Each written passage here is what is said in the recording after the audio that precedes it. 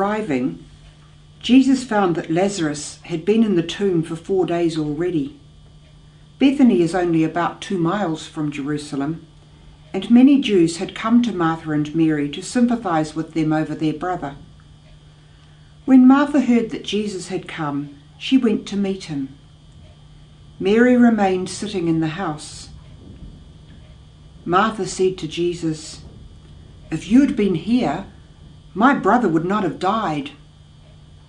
But I know that even now, whatever you ask of God, he will grant you." "Your brother," said Jesus, "will rise again." Martha said, "I know he will rise again on the resurrection on the last day." Jesus said, "I am the resurrection. If anyone believes in me, even though he dies, he will live. And whoever lives and believes in me will never die. Do you believe this?" "Yes, Lord," she said. "I believe that you are the Christ, the Son of God, the one who was to come into the world." What a wonderful scripture reading. It's actually an excerpt from this Sunday's readings, which is the longer story of the raising of Lazarus. But for me, that section is very much at the heart of the reading. You can imagine the two sisters absolutely distraught at the death of their brother, just like so many people in the last month or so have been distraught at the thought of the deaths in Christchurch. And they're wondering why Jesus hadn't come. Jerusalem is only a few hours away. Lazarus had been in the tomb for 4 days. So why did Jesus turn up earlier? We don't know. But what we do know is that Martha had utmost faith in Jesus. And Mary sat grieving, perhaps sitting beside the brother's belongings, remembering him, talking with the friends about him.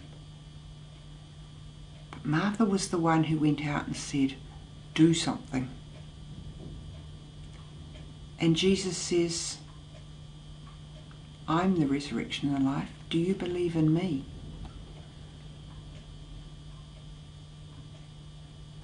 I wonder if that's the question we're being asked now, as the days have rolled on past the earthquake in Christchurch.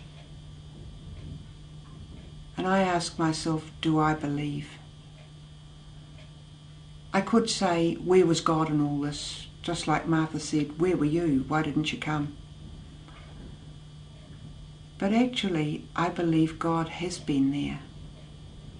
God's been there in the heroic self-sacrifice of the thousands of people who have been assisting those who are grieving and those who've lost homes and those who are just shell-shocked by the whole thing.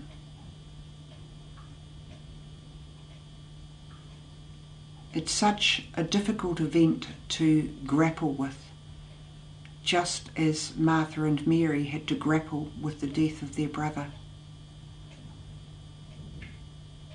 And yet we know that God is there.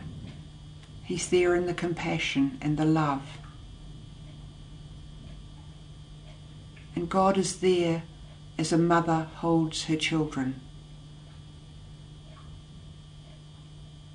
Martha had some kind of instinctive faith which recognised this. And I'd like to hope and think that maybe we could have that kind of faith too. And know that where God is, good things happen, even though they may not happen in the way that we expect them to happen.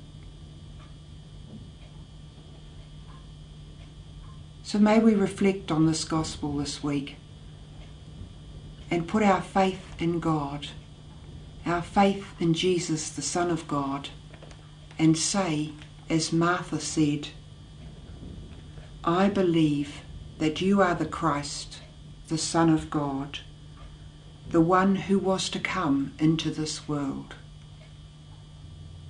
May that same Jesus be with us all in the days ahead.